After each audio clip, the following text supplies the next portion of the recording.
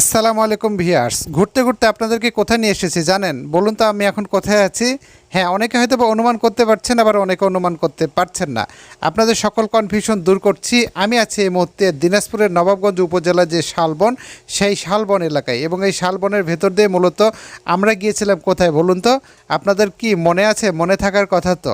হ্যাঁ, এই শালবনের ভেতর দিয়ে আমরা গিয়েছিলাম আশুরার বিল কাঠের ব্রিজ এলাকায়। মূলত এর ভেতর দিয়ে আমাদেরকে যেতে হয়। আর এই শালবনটা অনেক বিস্তৃত, আশেপাশে অনেক সুন্দর। আপনারা যদি এখানে আসেন, এলে বুঝতে পারবেন প্রত্যেক দিন অনেক দর্শনার্থী আসে। তো আমরা মূলত এখন যেখানে যাচ্ছি সেটা হচ্ছে কাঠের ব্রিজ থেকে সরাসরি শালবন হয়ে মেইন রোডে আমরা উঠবো। সেই অংশটুকু শুরুর দিকে দিয়েছি এবং এরপরে আপনাদেরকে দেখানোর চেষ্টা করব আমরা যখন শালবনের দিকে যাচ্ছি সেই দৃশ্য। হ্যাঁ, দেখতে পাচ্ছেন এই হচ্ছে সেই দৃশ্য, অর্থাৎ আমরা যখন যাচ্ছিলাম রাস্তার দুপাশের যে সৌন্দর্য সেটা যদি আপনাদেরকে না দেখায় সত্যি আমার অনেক আফসোস থেকেই যাবে।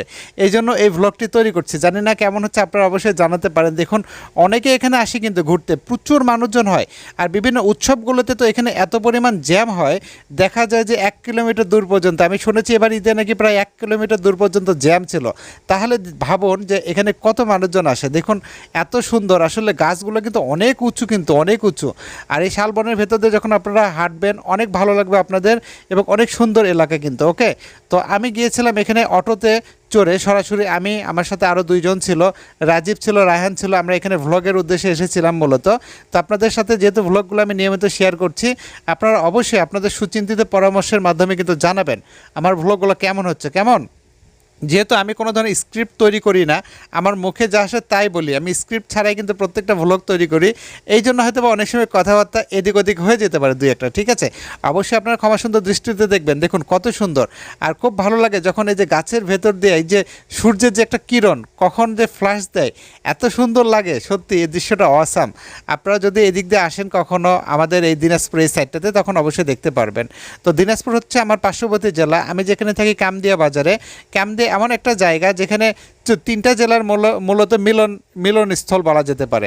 কেননা কামদিয়া থেকে আপনার 2 কিলোমিটার যদি পথ অতিক্রম করি তাহলে জয়পুরহাট ডিস্ট্রিক্ট আমরা পাবো। এখান থেকে হয়তো বা দেখা যাচ্ছে 2 থেকে 3 কিলোমিটার যদি আমরা একটু যাই তাহলে এখান থেকে দিনাজপুর জেলা পাবো। আর যেহেতু আমি গাইবান্ধার একদম শেষ সীমানায় আছি, অর্থাৎ 3টা জেলার মিলনস্থল সেখানে মূলত কামদিয়া বাজার। তো সেখান থেকে মূলত আমি এখানে এসেছি, আপনাদেরকে দেখাচ্ছি। দেখুন কত সুন্দর। আর এটা হচ্ছে প্রায় 3 থেকে 4 কিলোমিটার, মেইন রোড থেকে 4 কিলোমিটারের মতো পথ অতিক্রম করে আমাদের যেতে হয় কিন্তু আশুরার বিলে, দেখতে পাচ্ছেন।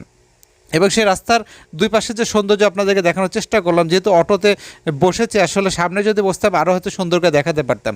তো ইতিমধ্যে কিন্তু চলে এসেছি। এখানে একটা স্টপেজ রয়েছে, এখানে মূলত গাড়িগুলো রাখতে হয় এবং এখান থেকে পায়ে হেঁটে অথবা ভ্যানে চড়ে কিন্তু প্রায় 3 থেকে 400 মিটার একটা রাস্তা, সেখানে গেলে কিন্তু আমরা কাঠের ব্রিজে যেতে পারি। তো এখানে মূলত অনেকে এসে থেমে এখান থেকে যায়। এখানে কিছু দোকানপাট রয়েছে, আপনারা চাইলে গিফট আইটেম কিনতে পারেন। এই জায়গাটা অনেক সুন্দর কিন্তু। অনেকে আসে ছবি তুলতে, অনেকে সেলফি তুলছে, কেউ কেউ টিকটক করছে, আরও অনেক কিছু। অনেক সুন্দর জায়গা, আশা করছি অনেক ভালো সময় কাটবে আপনাদের। তো যাই হোক, কথা বলতে বলতে আসলে এই ভিডিওটা শেষ পর্যায়ে চলে এসেছি। কেমন লেগেছে আজকে ভিডিওটা অবশ্যই আপনাদের সুচিন্তিত মতামতের মাধ্যমে কিন্তু অবশ্যই জানাতে পারেন। এই ধরনের কন্টেন্ট আপনারা কি আরও চান কিনা সেটাও কিন্তু আপনারা এই ভিডিওর কমেন্টে জানাতে পারেন। আজ আর কথা বাড়াবো না, খোদা তাআলা আপনাদের সবাইকে ভালো রাখুন এই দোয়া রেখে আজকের মতো এই ভ্লগ থেকে বিদায় নিচ্ছি আমি। আল্লাহ হাফেজ।